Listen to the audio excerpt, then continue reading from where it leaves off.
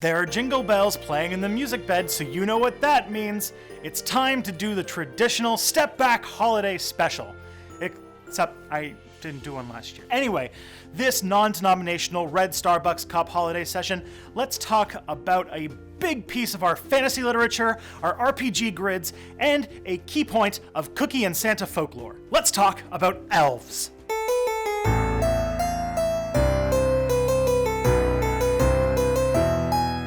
Hi, I'm Tristan Johnson, and this is Step Back History. Be sure to click the subscribe button as well as the bell notification to never miss a new Step Back video or live stream. Elves are a staple of fantasy fiction and gaming. Their roots go back to ancient Scandinavian and English folklore. They came back as part of a famous literary movement and entered into the realm of fantasy staple with the work of Tolkien. But let's start the story back at the beginning. Elves have roots going to before the Christianization of Europe.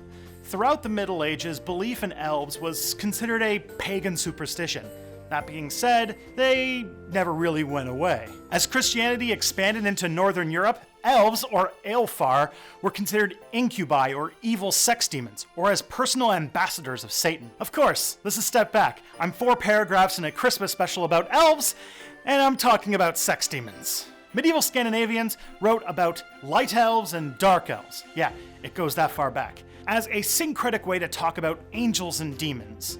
In many medieval prayers, elves are portrayed as demonic forces. Sometimes, though, they got a break and were merely people spawned from the murder of Abel, as mentioned in Beowulf, or as lost children of Eve. Sometimes they were labeled as angels who stayed neutral in the war against Lucifer.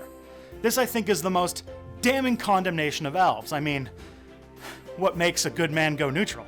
Lust for gold? Power? Or are they just born with a heart full of neutrality? It seems the elves did not get such a rebuke from the residents of the volcanic island of Iceland. Legends about elves treated them more like a different race of people who lived in the woods. They wrote about elf encounters, but not necessarily as encounters with demonic forces. Icelanders wrote about them as a far-off farming community that wasn't Christian, apparently, as a way to undermine the church. So what does the folklore say about elves? Well, let's start in England. The earliest written sources mentioning elves comes from Anglo-Saxon England. They turned up in medical texts as the possible source of illness for humans or livestock, usually as the source of pain or mental illness. Again, this was a time before the scientific knowledge of medicine, and so often supernatural forces were blamed as the source of disease. You can hear about this in my vampire video from back in October. Don't worry if you didn't see it. Not many did. There are also references in this period, especially in Scotland, to elf shot or elf arrows. Sometimes it was a reference to shooting pains. Is that really where this comes from? Okay, and often uncovered arrowheads from the Neolithic peoples were thought to be elf arrows. So this is where you can trace back Legolas's archery skills. Buckler boogie boarding is a completely different thing altogether. Near the end of the Middle Ages, elves became synonymous with the fairy, a word borrowed from ye olde Francais. So if you've ever heard of Robin Goodfellow, Puck, hobgoblins, or brownies, you are getting an idea of where elves fit in the Anglo-Saxon mythology sphere. The image of an elf at this time was in flux. For most of the Middle Ages, an elf was an invisible demonic archer, but by the early modern period, they became human-like creatures. Their association with fairies, possibly another Know Your Fantasy episode, made them much more sexy. At one point, they thought elves would steal babies and replace them with changelings. Gosh, I am just opening more and more doors for episodes of this series. I guess I'll just, be doing Know Your Fantasy forever. People still believed in elves in part of northern England and Scotland well into the 1800s. This is probably where all the dismissiveness of the North in Game of Thrones comes from. The Night's Watch protects the realm from, yes, against grumpkins and snarks and all the other monsters your wetness warned you about. You're a smart boy. You don't believe all that nonsense. King James VI of Scotland held serious discussions about elves, and elves came up regularly in Scottish witch trials. Is your D&D warlock patron an archfey? Here's where that idea comes from. Many songs and stories about elves come from Scotland, and many references refer to the elf queen. Galadriel, anyone? Now stop. rewind. It's time to go back to the beginning and talk about how these creatures manifested in the Scandinavian parts of the world. Outside of Iceland, belief in elves was much more sparse, but the Icelanders make up for it with a surprising amount of elf lore coming from Bjork Island. Much of the writing about elves comes from the poet, and I'm sorry Icelanders in advance for the pronunciation, Snorri Sturluson, in a work of his called Ida. He talks about 3 types of elves: light elves, dark elves, and black elves. Again, this was more paganizing of Christian symbols. Today, most scholars agree that these elves are references to angels, demons, and dwarves. Elves often had an association in Norse mythology with a group of gods called the Aesir, notably because of references to the phrase Aesir och Alfar, or Aesir elves. Sometimes, elves are referred to as human-like and enemies of the giants. They also seem to overlap a lot with dwarves in Norse folklore. The best reference to elves in medieval Scandinavian literature is from the Eyrbyggja saga, where going to drive away the elves meant going to the toilet. The elves evolved in Scandinavian folklore to be mainly women who lived in mounds of stone or in hills. In Sweden, they were beautiful women who lived with an elf king. They would be seen dancing at night or in the early morning and left circles on the ground where they danced. They called these elf circles or elf dances. Often they would be naturally occurring circles of mushrooms, which are usually called fairy rings. Norse people believed peeing on one would give you VD. God damn, Scandinavia. Today, in Iceland, it's still not uncommon for people to believe elves live in rock formations. A 2006 study of Icelanders suggested many people there wouldn't rule out the existence of elves or ghosts. They often feature in oral storytelling. Frequently, elves are a supernatural attack on urbanism. They're figures trying to preserve the old lifestyle of the home of EVE Online. In places like Denmark and Sweden, folk stories about elves in the 19th century were replaced with ethnic minorities. This sort of shows that elves function merely as an other, whether it be development, minorities, or immigrants used as stand-ins for the same idea. Even some German folklore reference elves. Germans considered them scary nature demons. They were associated with disease such as epilepsy. They often confused or deceived people and worked for witches. Even Martin Luther believed his mother had been afflicted by an elf. In the early modern period, elves came back into literature. For example, Shakespeare references them a few times.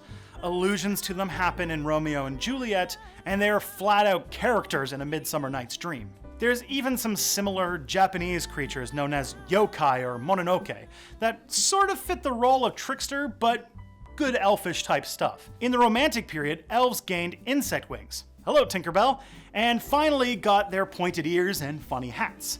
This showed up all the way until the modern age, and that's where we get into the fantasy and Christmas elves. The 19th century saw a lot of romantic literature like the Grimm brothers, who tried to create national mythologies, such as their horrifying collection of fairy tales. One of the first significant works of fantasy with elves was the 1924 novel The King of Elfland's Daughter.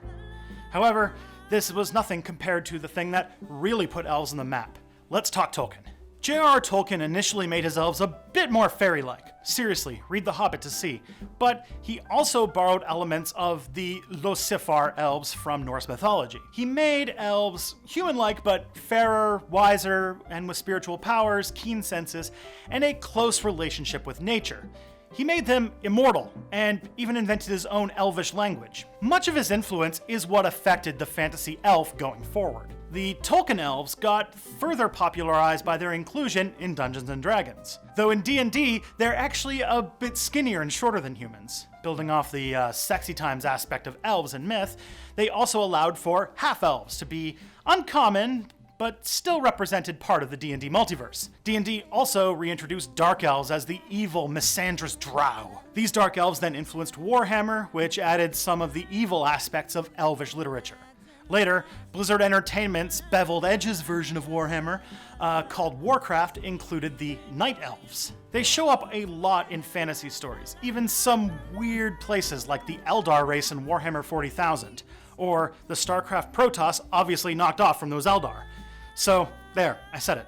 Protoss are elves. There's fantasy literature trying to turn the elf image around, like in Harry Potter, where elves are super problematic slaves. Seriously, J.K. Rowling, what the fuck? Okay, Christmas elf time. Santa was actually first depicted as an elf in the 1823 poem A Visit from St. Nicholas by Clement Clarke Moore. You might remember it as 'Twas the Night Before Christmas. He was chubby and plump. Alright, jolly elf. The first Christmas elf in literature comes from a non-published book by Louisa May Alcott called Christmas Elves.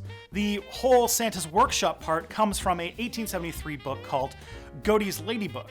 I want to mention that the Swedes didn't believe Santa gave presents until the late 19th century, and instead believed that gifts were delivered by the Yule goat. It's sort of beside the fact, but I think it's super important that you know that they believed a goat delivered presents. As for how they look in media today, with the pointy hat and shoes and small height, it's actually more of an adaptation of the dwarves from Norse mythology.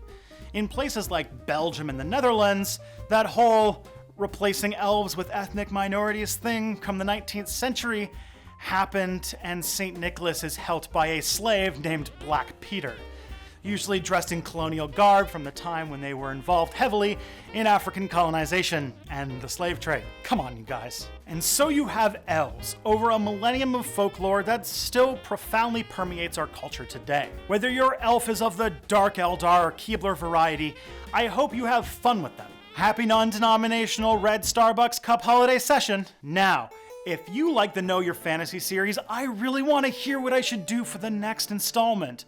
Also, if you're a fan of D&D, I'm actually part of a group that plays a 5th edition campaign every Wednesday night, which you can find on the card or in the description. You can watch me drink beer and do dwarf karate. We're in December now of 2017, and I'm getting tantalizingly close to 30,000 subscribers. If you folks want to help out, this is the time to show Step Back to friends or family who might not have seen the channel. If you incredible history fans can get Step Back to 30K by the end of 2017, it would be the best Christmas gift you can give me. Step Back is possible because of these excellent patrons. If you want to get your name on here as well as get videos early, consider supporting Step Back at patreon.com/stepbackhistory. I want to thank 12 Tone for the theme song, and I want you all to have an excellent holiday. Stay warm, watch some old movies, and come back next week for more Step Back.